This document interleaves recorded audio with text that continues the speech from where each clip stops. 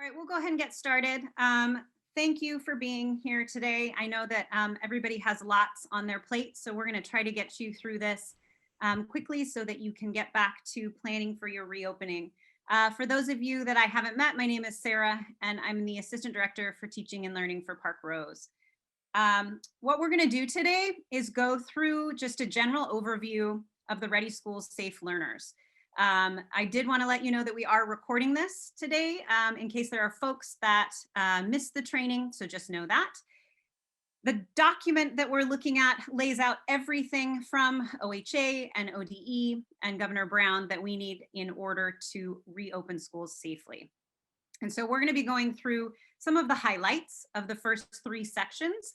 And all of the districts, including us, have submitted an operational blueprint that outlines what's covered in this too. We're going to do it in two parts. So today we're really going to look at just kind of the school day guidelines. So a general overview of some of the pieces in the RSSL that potentially will affect what we do day to day. And then on the second day on Thursday, we will dig a little bit more deeply into some of the health and safety responses alongside our MESD nurses as well. To know, there's a lot of info in these slides, and I will share a doc today at the end of this that has the links to everything in it. I'll make sure you have this slideshow, but it's also all in the RSSL if you are just itching to read that 80+ page document. And the reason we're here today is we're required by the state to walk you through all of this. So I just want to recognize that this is compliance training today. And so we're going to try to get through things quickly, but we've built in time for questions. So if you do have them, do ask. But we want to get you through as quick as we can so that then you can have some time to be back in your spaces to really think about how this might apply to you and do the planning that you need to do. As I said, we'll cover some today, some on Thursday, and there may be repeated information of some of that crucial information, especially around the safety protocols. One thing to know is that changes happen frequently with this document. So since reopening was announced, this I think is the third variation of the RSSL that we've seen. So some of the things that are in here may be different than what you've heard in the past, and that's because we're operating from the most updated version. But when we think about Park Rose and how it impacts us, we are going to stick to our current plan for reopening. And as changes happen, we'll monitor how things are working. And if we need to make changes, then of course it'll be a collaborative process. And if there are changes that are going to impact day-to-day activities, then we will make sure that those are sent off to building leadership so that we all have the most current information if any new variations come out. Some housekeeping. Thank you for keeping yourself on mute as we work, since we're a big group today. If you do have questions as we move through each section, please do provide them in the chat. And if Jason and Christine can answer them, they will. If not, we'll have a little bit of time after each section to go ahead and go through that chat to make sure we didn't miss anything. And then if you are just really wanting to know more, when you get the slideshow, it also will tell you exactly where to find the information on each slide in more depth, because this is very general that we're going to be going through today. So before we jump into the compliance, I did just want to point out one other piece that I think is really important, and one that you may want to check out a little bit further. And that is the RSSL guidance on this idea of unfinished learning. And so one of the things that we know we hear a lot of in conversations is this idea of learning loss. And so one thing in the coming months, as you reopen, and then as we start thinking about summer, and as we start thinking about fall, you're going to hear this, this idea a lot, that really this hasn't been a lost year. It's just been a year of learning differently, and that there are skills and lived experiences and gifts that students have built this year that sometimes may not have been possible in a typical setting.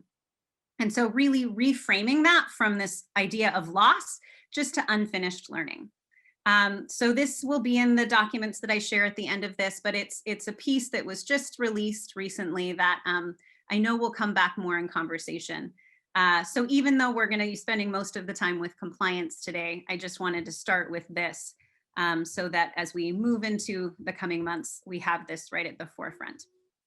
And you'll also see as we move through the slides that when you get these, there's lots of links. So I'll drop it at the end today in case folks want to look at anything further. So we have 2 goals. And again, we're going to try to get you through these quick. Just understand the newest RSSL guidelines, how they, what they mean for how we operate, and then make connections between what's required here, because what we're going to go over today is everything that is required and the district's plan, so that as you are learning more about how your sites are applying these guidelines, that you understand the why behind them and where they're coming from. All right, so we're going to start today with a couple of key practices for prevention, and these are all the ones that we've grown to become very used to. Hopefully by now we all know how COVID is transmitted, and we're going to talk a little bit more about this tomorrow with our nurses as well, but direct contact, droplets, and airborne. Physical distancing protocols are the first piece. So there's been lots of changes in this over the last month even. But where we stand today is that we need to support physical distancing in all daily activities. And for secondary, that's 6 feet of distance between staff at all times and staff and students still stands. And they say to the maximum extent possible, because it's really just about space and time. So we know, depending on the situations, there's times where folks are going to be closer than 6 feet apart. And so at that point, you just really want to minimize that time and make sure it's less than 15 minutes that people are spending in close proximity to each other.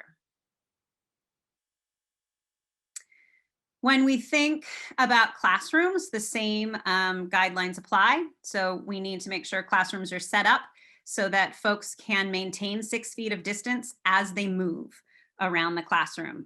So where furniture is placed, where teacher materials are placed, need to allow so that kids can move and still keep distance. Consider the temporary and limited use of visual aids. So putting up visual aids, we have had a request from our amazing custodial staff that as we're using tape and decals, that we really make sure we're using painter's tape and designated floor decals only, so that that helps with cleaning.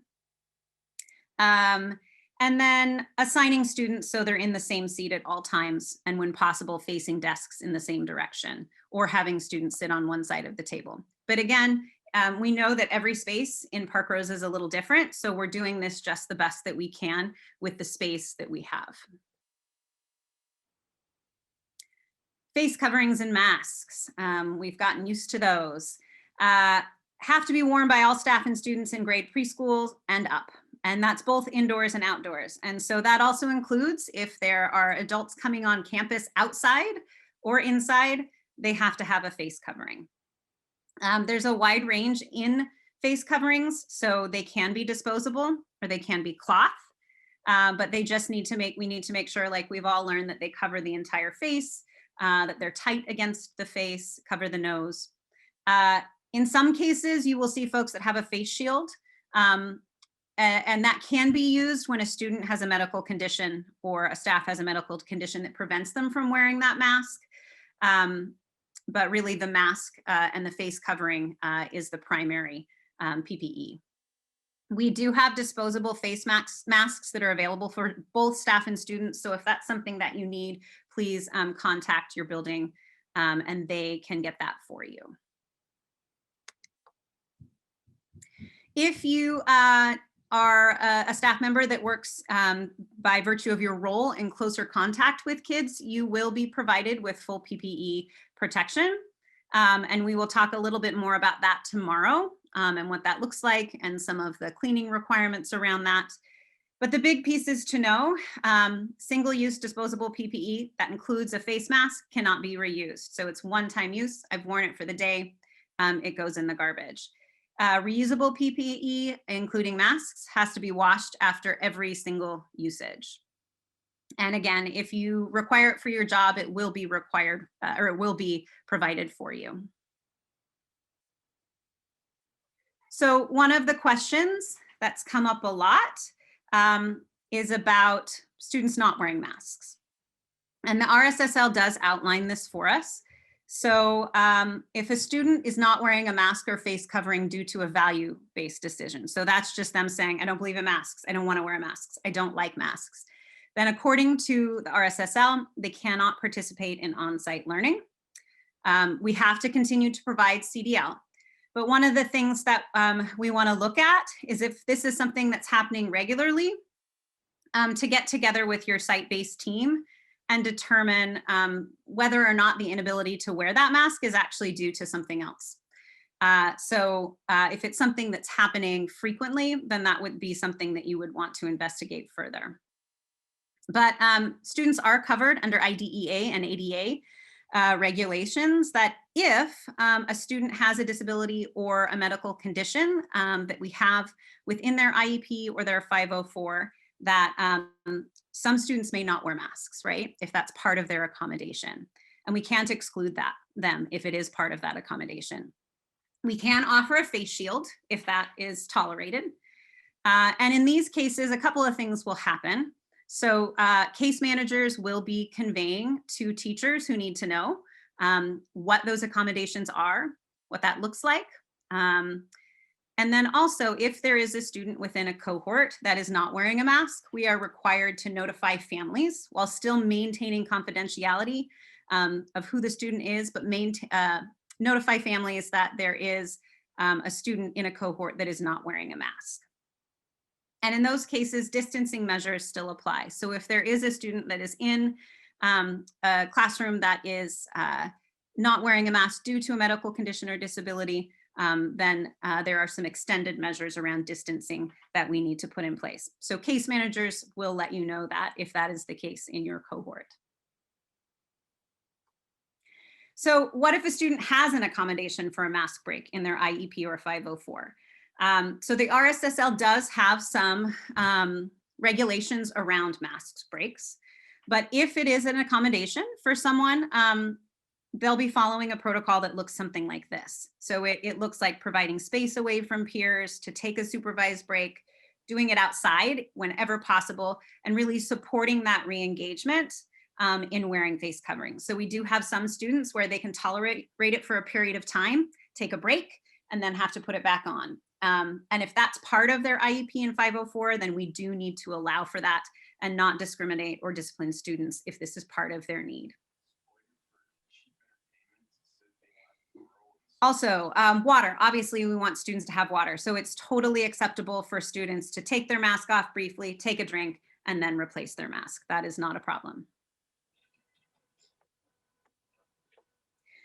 Called out in the RSSL as well is about dysregulation. And we all have plans in our buildings about how we help kids learn new skills, how we take proactive and preventative steps, right? Because there's a lot that's going on with students in this past year. So how we support them as they're having strong feelings and responses to things.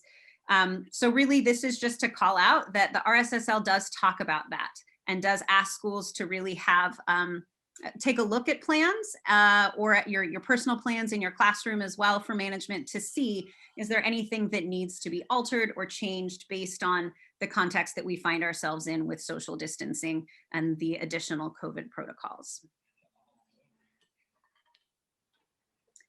Hand washing and sanitizing.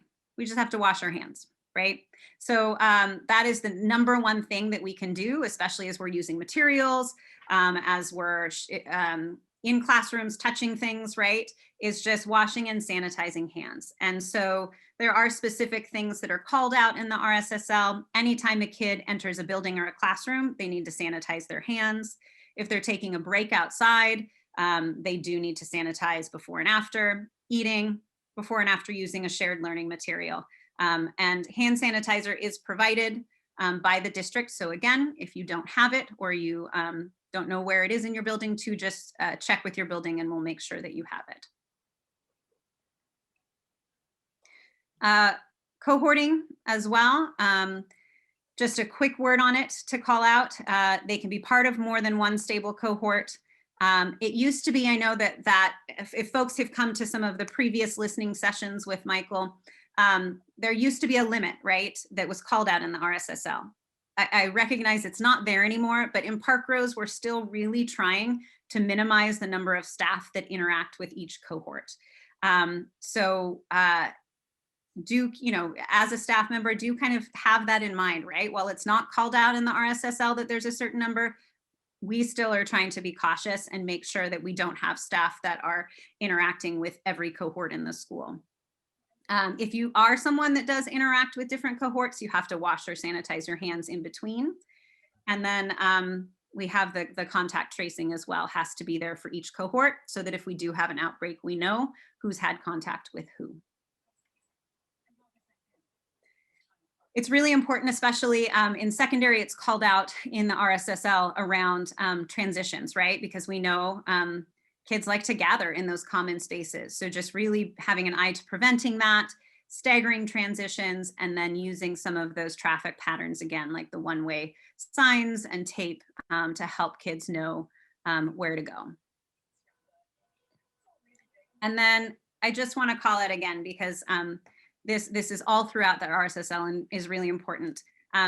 Even with older kids, some kids are going to struggle, right, with all of these new guidelines, and we can't discipline them or exclude them if they're struggling to adhere to them. So we just have to work to figure out how we can support them in managing the new guidelines. There's also resources that are provided as well from the CDC and also from the RSSL for supporting families with prevention. And these are super helpful. They're translated into multiple languages. So as you get the slideshow, there are links as well for these, if these are helpful to share with any families. And a lot of these outline the RSSL and the CDC guidelines as well in tandem so that families and students know what to expect and the why behind a lot of these new regulations. So we'll pause there for a minute as I'm trying to move quick so that we can get you guys back to planning. Are there any questions, Christine or Jason, that have come forward that haven't been answered? Or Michael?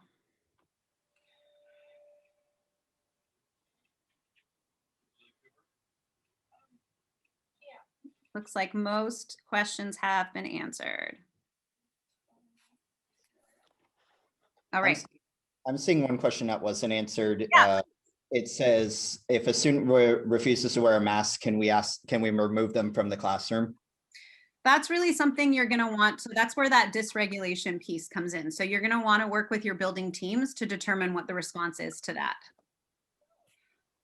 So what's the plan if you have kids at your building that are refusing around that?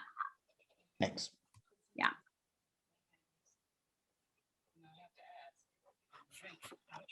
All right. So we'll keep moving forward.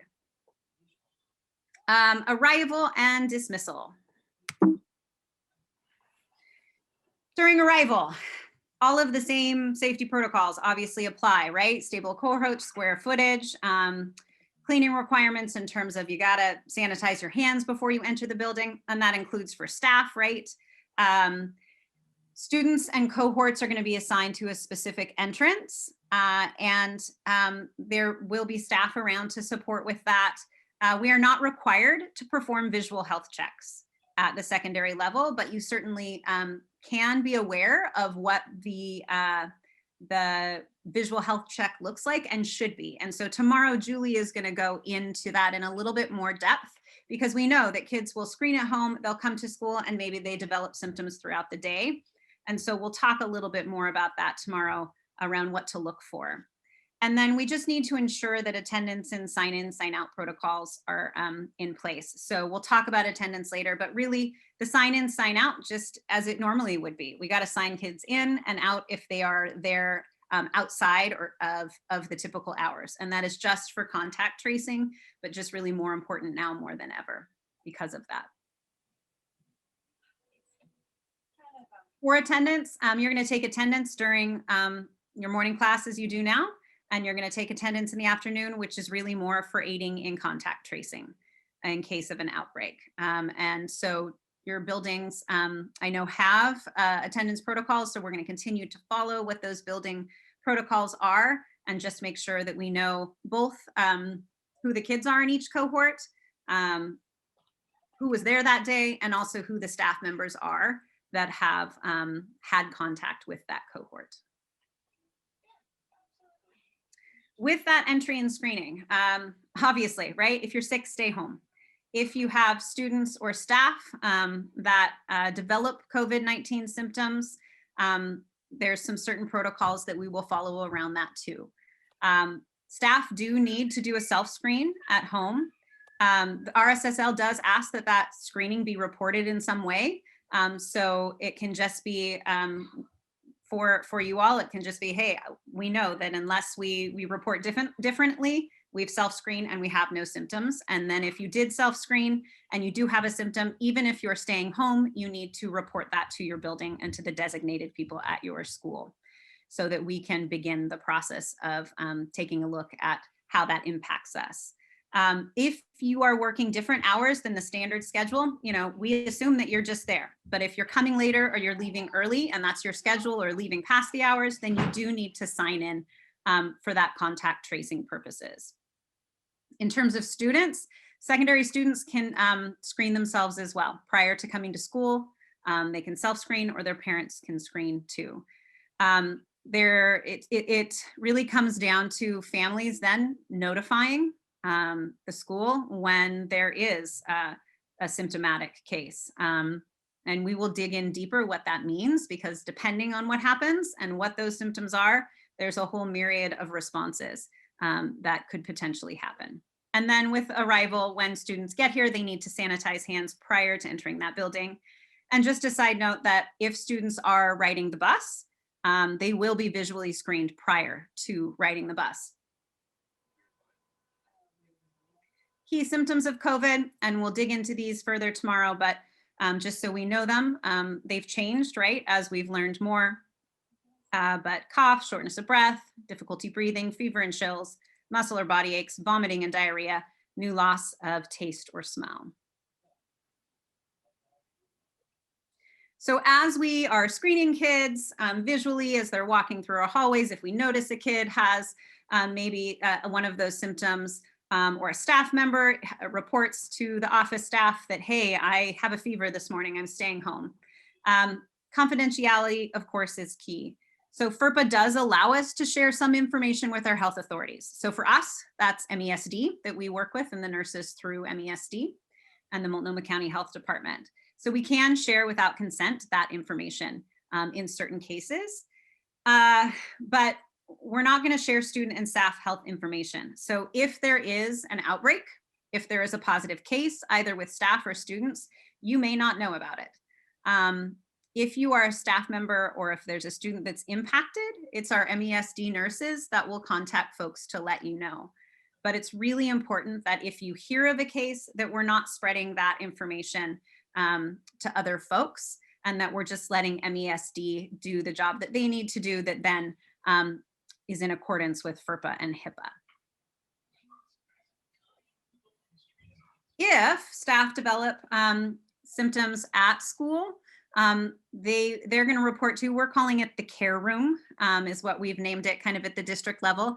The RSSL calls it out as the isolation room, but that doesn't sound nearly as caring or warm. But essentially what that means is you're going to need to contact, in most cases, it'll be the office, but if there's designated staff that you've been directed to contact, that's who you'll contact, and let them know that you have a student that has those primary COVID symptoms that is in your cohort class that day. You need to supervise that student while sending them to the office as best that you can. And the reason behind that is we want to make sure that we have these positive symptoms, that they're going right to the office and not detouring to other places, which could then, if it is a positive case, spread further. Then what happens on the other end is the office staff will contact parents or guardians, and that student is then going to be monitored in that designated isolation area called the care room with staff supervision until a parent or guardian is able to pick them up. Then designated staff will actually begin a further process that we'll dig into more tomorrow that involves symptom tracking, so that then we can determine what needs to happen next and how many students or staff are potentially impacted. For visitors and volunteers, really we're trying to just restrict. non-essential visitors and volunteers. So of course we want our community partners on campus to support us. If we have DHS, law enforcement, those are examples of essential folks.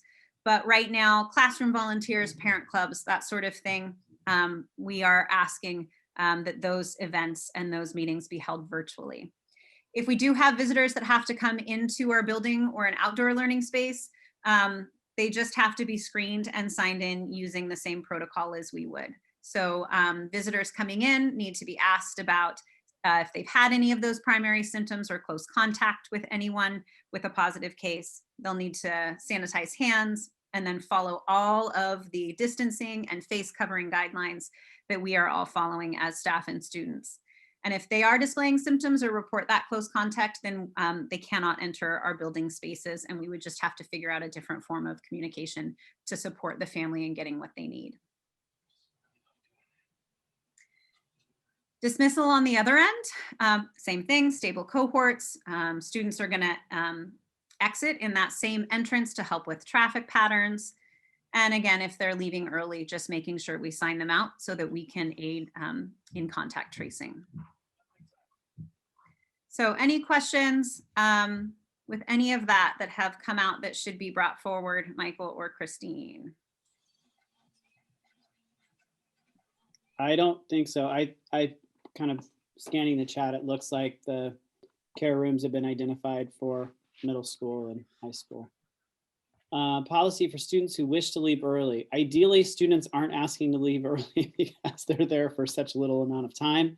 But I think that would be definitely a question for the administrators. I would think that we would discourage it, but in the case a student needed to leave early, that would just need to be arranged through the office, would be my best guess.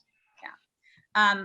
And yeah, so you'll be hearing about who is supervising arrivals and dismissal. We'll talk about fire drills in just a minute as well.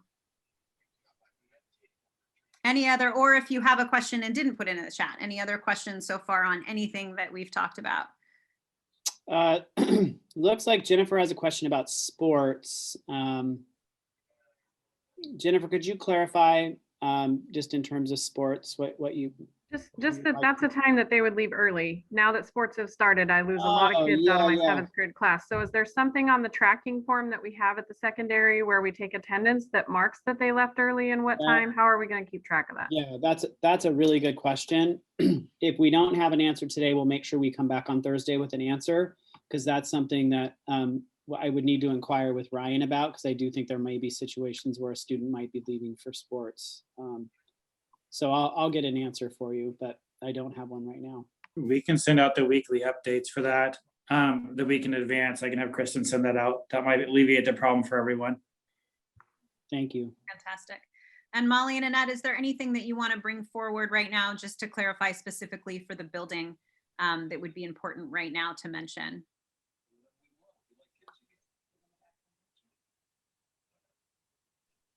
Great. All right, so we will push forward. All right, next up in our exciting compliance training, we have managing materials. And so we're going to talk a little bit about cleaning protocols. Here's what the guidance says directly. We need to clean and sanitize and disinfect frequently, touch surfaces and shared objects between uses during the day. So what that means for Park Rose, custodians will be cleaning those high touch surfaces and common spaces. So doorknobs, light switches, handle door bars, all of that. And then we also have additional night custodial staff that will work on deeper disinfection as well. So in the classrooms and kind of in our day-to-day, some things to think about is just providing time, additional time for cleaning and disinfecting some of those surfaces that are in your classroom, even in the same cohort. You will be provided with a spray and leave disinfectant. So this is kind of our primary way that we're going to be supporting clean spaces. And it's one of the ones we've had it in our classrooms for years and may have used it. I taught kindergarten for a lot of years, so I definitely used it. But you spray, you let it sit to dry, and then once dry, items are disinfected. And then the rest of the cleaning really is just what you would normally do, right? If you have a dirty table or a surface, you're going to wipe it down. shared items you're going to wipe down, disinfect things, clean tables as you normally would. And students can be involved in the cleaning of their tables and materials. And you will be, if you have not already found them in your classrooms, be provided with safe and effective cleaning supplies for every room so that those are available. With materials, you want to make sure that students have individual supplies. You're going to avoid sharing community supplies when possible. If there is a specific time where you do have to share supplies, we just need to disinfect them with that spray and leave. And for items that can't be cleaned easily, so for example, books, we're going to follow the OHA recommendation to the library, which is taking those items out of circulation for at least 24 hours. And really the primary thing with materials, if we're washing or sanitizing our hands before and after, then that's going to mitigate a lot of risk for us. So that's the big thing to think about. If you do need materials purchased, do let your building principal or secretary know. We do have, follow your building protocol for that. We do have some funds within some of the relief grants called the ESSER that we can put toward providing materials if we need them to help us get set up with hybrid. And then personal supplies have to be kept in the possession of the student and labeled whenever possible. Just a really quick consideration. So classrooms are going to be disinfected after schools using that electrostatic sprayer, right? And so, you know, they're really only going to be spraying a lot of those high touch areas, right? Where students are working, but some overspray does happen. And you may have experienced this already, that signs or student work on the walls can get damp. So just a couple of suggestions to consider, obviously lamination, also individual sheet protectors. If you are a teacher that is displaying smaller 8x11 type work, you want students thinking visible, those are great. And then just making sure that papers are kind of removed from areas at the end of the day, then that can help with some of that overspray. Restrooms. Cohorts need to be assigned to specific restrooms, right? And obviously we're hoping students are washing their hands with soap and water. One recommendation they do have is if you are a teacher that uses a permanent hall pass or a shared copy sign in, sign out for restrooms, that we discontinue those and come up with another system just so that kids are not handling the same materials as they are using restrooms.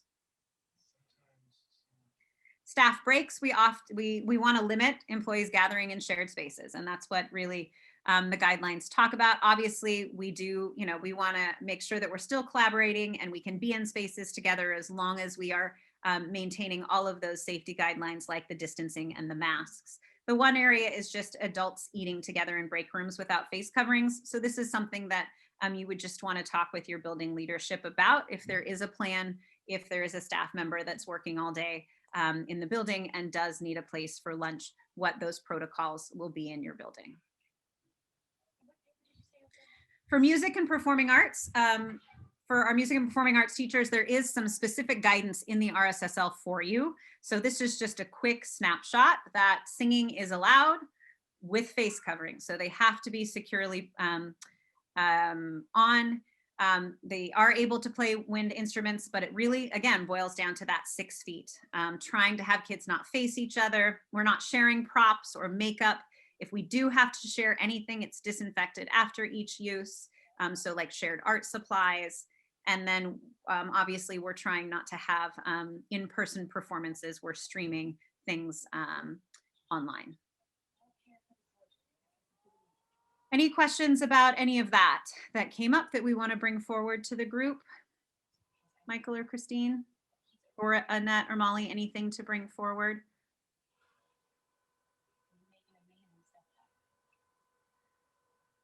I don't think so. There was a question about spraying the walls. Custodians aren't specifically going to spray walls. They'll be spraying high contact surfaces. So there's a lot of countertops in the high school where there may be something on the wall there, but it's just high contact. And keep in mind that the cleaning, the spraying and leaving to dry is the recommended method. Rubbing on a surface just kind of spreads things around and doesn't do the job as well. Yep. Yeah. Yeah, and I was talking to Cherie, and she was saying that they do have good, the sprayers really are new sprayers, and it's the overspray that we have to worry about. So they're not, it's not a lot, but it will happen. So it's just something to be aware about. All right, so school emergency procedures. Yes, to the person who asked the question, we do have to have on-site drills, just like we typically would when kids are in our building. Same regulations apply. We just now have to do a couple of things differently. Make sure we're using physical distancing. And if that's not possible for some reason, then it's that space and time. So we have to make sure that we get that drill done and kids back in their spaces in less than 15 minutes so that we're minimizing the time that kids are closer than 6 feet. Need to wash hands or use sanitizer after each drill. And because we're working on a hybrid schedule, we have to make sure that each cohort has a drill. So it means that we'll be running multiple drills each month so that every cohort of students participates. Then there's just some general school specific functions that are called out in the RSSL. And a lot of them are the same things that we've already talked about. If people are on campus for a function, for athletics, for anything, they're washing hands frequently or sanitizing equipment that's being used. When possible, we're modifying, canceling, having our events online, postponing things, or changing how we're doing it so that we can meet the physical distancing requirements. And then if personal property is being brought on campus, so cell phones, water bottles, headphones, that it stays with students at all times. Technology. So we have our fantastic tech department that's been working to get Chromebooks in kids' hands for distance learning and get Chromebooks in buildings for hybrid learning. And so students do not have to transport their Chromebooks back and forth. There'll be additional classroom devices available. Whenever possible, students should use a classroom device that's also assigned to them, but we know that's not always possible. So in cases where students are sharing, we just rotate the devices and quarantine them like we would do with books. Please, please, please do not wipe your devices with cleaner, spray, sanitizer, or alcohol wipes. They don't need to be wiped. If we are quarantining for 24 hours, that should do the job. And Christine has let us know that by spraying and sanitizing and wiping, we actually risk ruining those machines. And we want to make sure that we still have enough tech for kids as we move into next year, especially with not knowing exactly what that will look like. One thing I did want to mention is that Wi-Fi spots are changing a bit, and there'll be more information as down the line.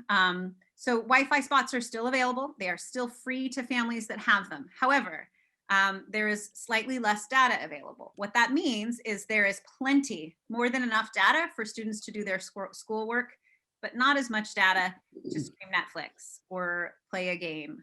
And so communication will be going out to families who are impacted by this, but the district is still committed to providing Wi-Fi spots for those families that need them. We've had lots of questions in recent times, and I know I've heard Michael say he never thought he would know as much about HVAC as he does now. But this is a big part of mitigation as well. So maintenance has tested air quality in buildings and has really been working hard to make sure that we meet the guidelines. And I do just want to call out that if you have not thanked your custodian recently, please do so. Our maintenance department has been working around the clock to make sure that all of our buildings in elementary and secondary meet the requirements of the RSSL, which has just been a huge task. So big thanks to them for all of that hard work. Some rooms will have air purifiers, and in some cases windows will need to be open, but sometimes not. And that really depends on what your HVAC system is, where your classroom is, how the system works together. And so you will, if you haven't already, been provided with some site-specific guidance around your school's special needs in this area. But just know it's something that our maintenance department has really had on their radar and has been working hard to ensure that we're meeting those guidelines. So just a quick note about public health communication. And part of the reason we're doing this today is because we do have to make sure everyone's trained. But then we also have to make sure that we are notifying families as well. So you'll see that there are signs that have gone up in buildings, and those are required. There's lots of communication that's gone out to families as well, and working to provide that information in languages and formats that can be accessible in multiple languages and by the entire school community. So as things change, as we know more, as things shift, we'll make sure that folks have that communication and that we're getting it out to everybody who needs it. Any questions that came forward about any of that?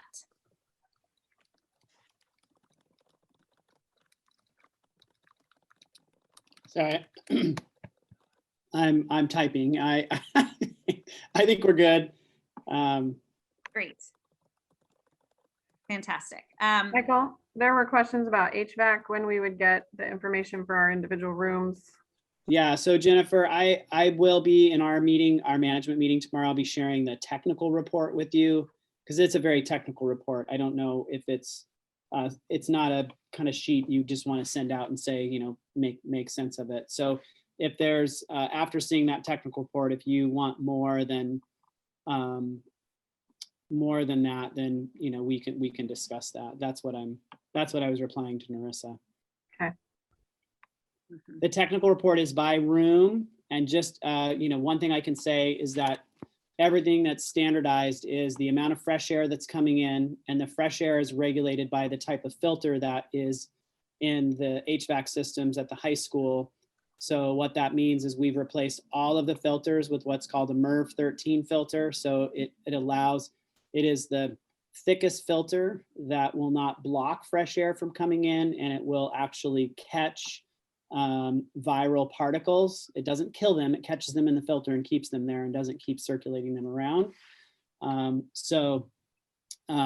There are other more technical details, but the constant fresh air, and then also Molly and Annette have received the cycle that the air is on. So the air will come on, I believe it's like 4 o'clock in the morning, and it stays on till 6 in the evening, so that there's plenty of time for fresh air to kind of flush through rooms when there aren't staff or adults in them.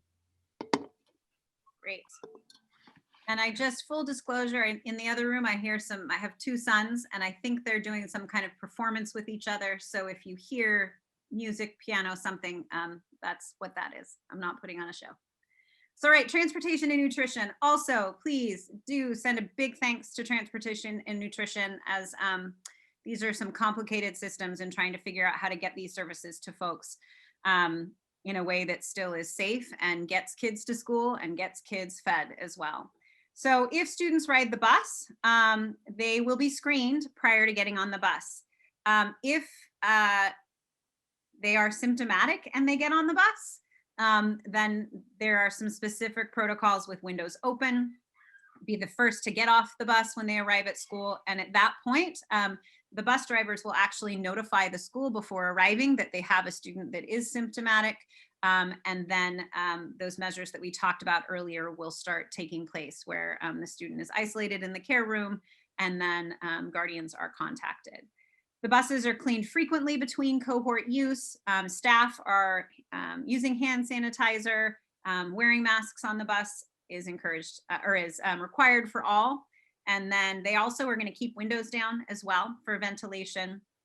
And so you'll hear from your site leadership kind of around what some of those routines are for loading and unloading buses, and where those bus riders, what their assigned entrances will be. With our meal service and nutrition, we're currently not eating at school, but there's ways that kids in our district can get food. So there are sack lunches available at all elementary schools. In-person students will have access to those sack meals to take home as well. So your building leadership will convey any additional plans around that. And I do have to say, it's not happening, but just in case, I'm required to let you know if at some point students are eating at school, that they have to wash or sanitize as we normally would have them do before and after.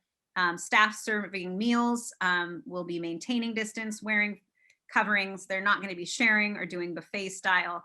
And that if it was in the cafeteria, they would be cleaned both daily and between cohorts. Again, we're not serving food on campus.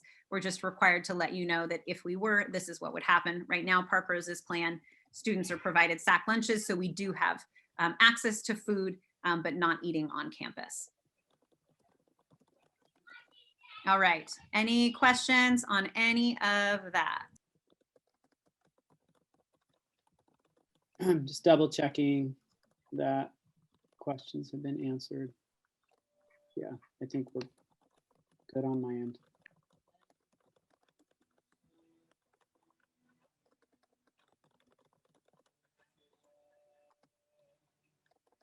You're muted, Sarah.